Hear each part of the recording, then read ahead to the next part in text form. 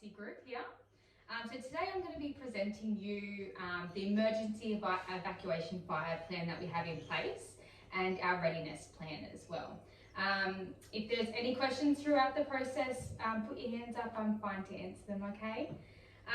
So who here has been in a situation where they don't feel comfortable in knowing what to do in a fire or an emergency? Yeah?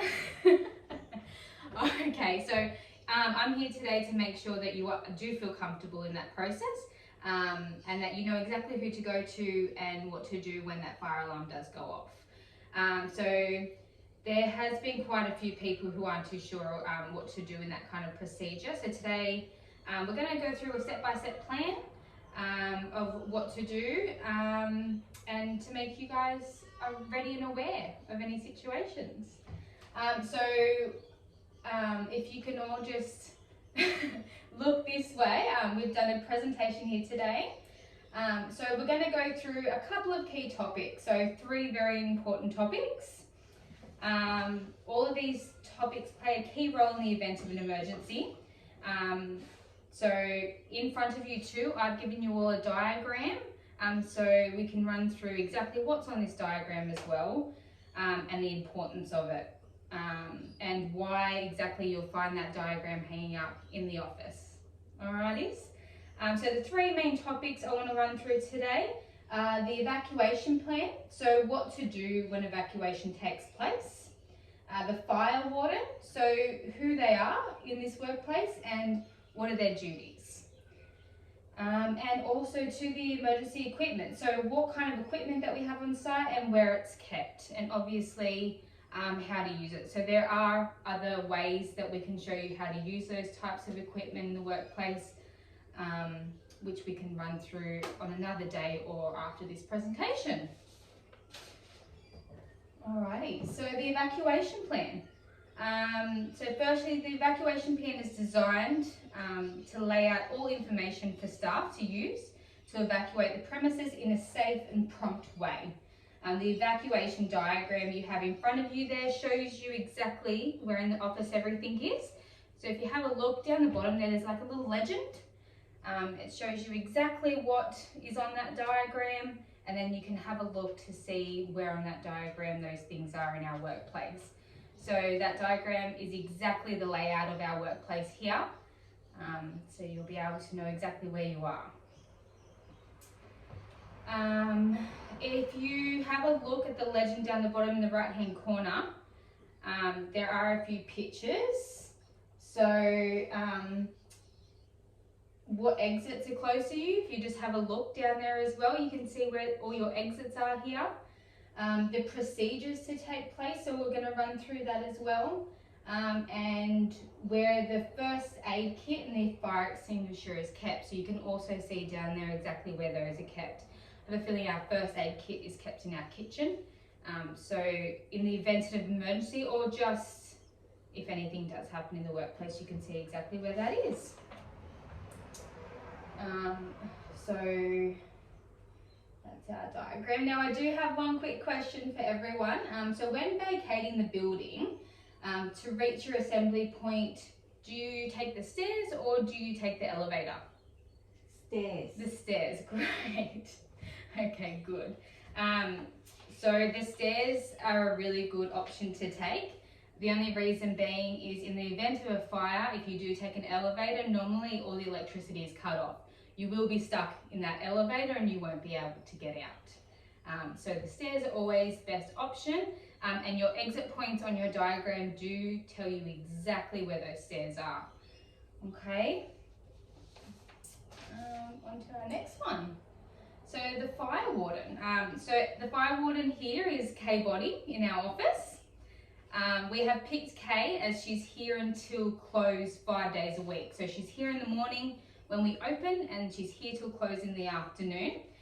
In the event that Kay is not here and something does happen, your first priority point of contact is your supervisor on that day. So everyone will obviously know who their supervisor is. If anything does happen and Kay isn't here, that supervisor then is your fire warden. So what are the steps for a fire warden? So if you have a look here, the steps for a fire warden if an emergency should take place. The first step is to assess the situation. So Kay will assess exactly what's going on and what her next step will be. Call an emergency services if needed. So if there is a fire or anything happening, first point of contact to do is contact an emergency services, whether that be police, ambulance, or the fire brigade.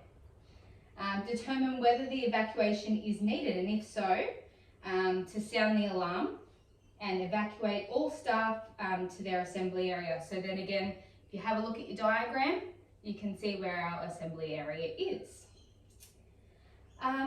Then the next step is to check all areas on evacuation to make sure all persons have been evacuated and no one is left behind. So very, very big role to take is to make sure we've gotten everyone out, and our fire warden is pretty much the last person to leave after everyone. So it's a big role to take.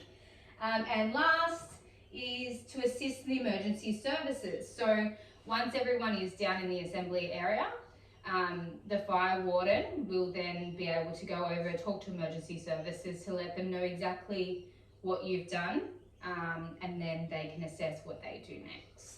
Alrighties, on to our next one. So emergency equipment is our next one.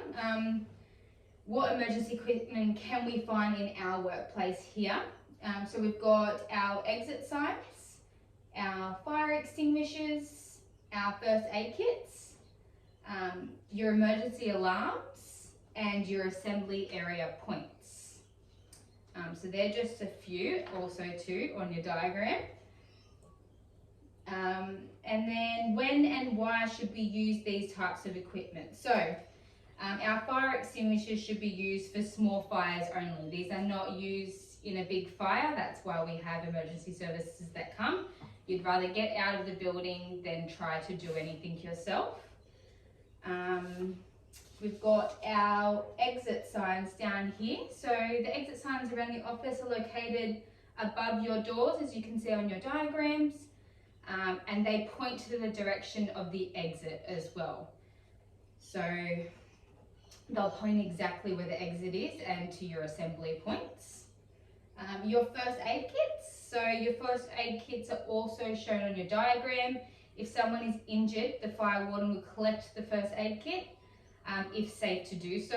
If not, the emergency services will help once everyone has been evacuated. And last but not least, your fire alarms. So these ones here are located on the walls near entries and exits. So then again, the fire warden will activate these if necessary. Okay, is there any questions? Nothing at all? Okay, so just a couple of questions for you then.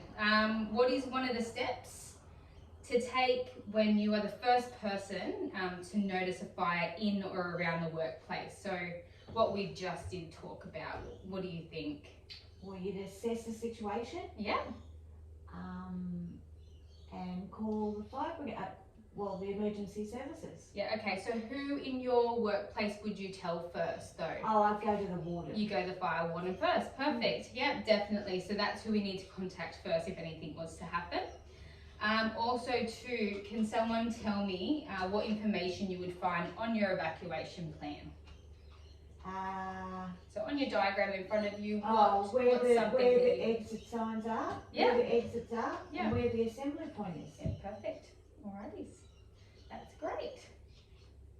Okay, so that pretty much finishes up our presentation for you today. So thank you all so much for listening. I hope you've taken in as much as you possibly can. So what we're going to do now is we're going to take the time to walk around the workplace. If you just have a look around, see exactly where your exit points are, see where the fire extinguishers are. We can also do courses to have a look at how to use our fire extinguishers. If not, you can always ask myself or your fire warden, who knows a lot about what to do. She's gone through the processes of how to use things and what to do in that kind of a situation. Is there any other questions at all? No, thank you for your time. It was very nice. All right, perfect. If there's anything, you just let me Very know. informative. Great, thank you. Thank you.